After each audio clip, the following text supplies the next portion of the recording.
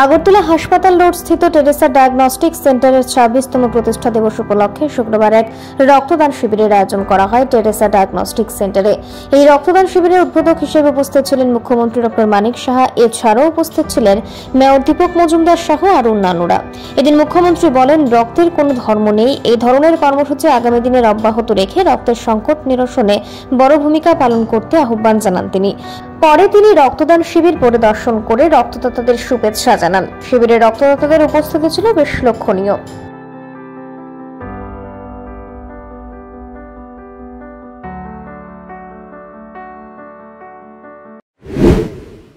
সম্পর্কে বিস্তারিত এখানে আলোচনা করেছেন। আমি আশিস এবং বসন্ত ভট্টাচার্যকে আমি বহু দিন থেকে ওনাদেরকে আমি চিনি এবং জানি।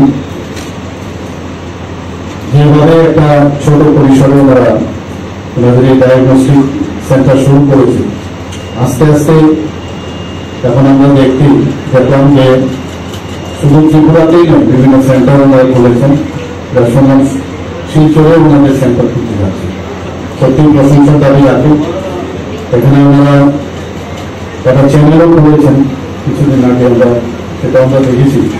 নতুনভাবে একটা হসপিটাল এখানে খুলবেন, খুবই ভালো লাগে যে ইচ্ছে থাকলে যে অনেক কিছু সম্ভব, সেটা কিন্তু এখানে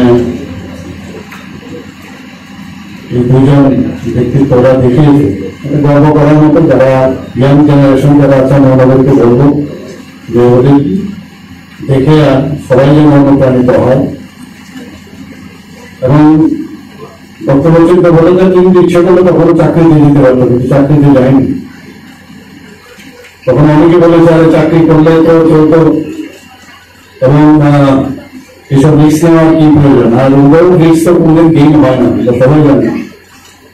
এবং সেখানে যদি ফেলিওর হয়, স্বামী বিবেকানন্দজি বলছেন, ফেলিওর হলে তোমার যে এক্সপিরিয়েন্স সেটা অন্যদেরকে তুমি গাইড করতে পারবে আপনার।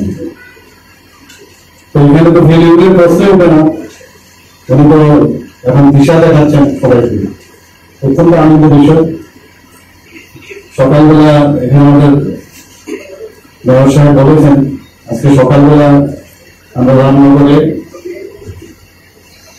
জামি মসজিদ যে সেখানে আছে, সেখানে তাদের উদ্যোগে প্রথম ত্রিপুরাতে, আমি চাই না সেকেন্ড টাইম, কিন্তু আমার সোফার মাই নলেজ গোজ এটা ফার্স্ট টাইম যে একটা মসজিদের মাধ্যমে এখানে একটা রক্তদান শিবির আমরা আয়োজন করেছি। আমরা জানি যে আমাদের শরীরে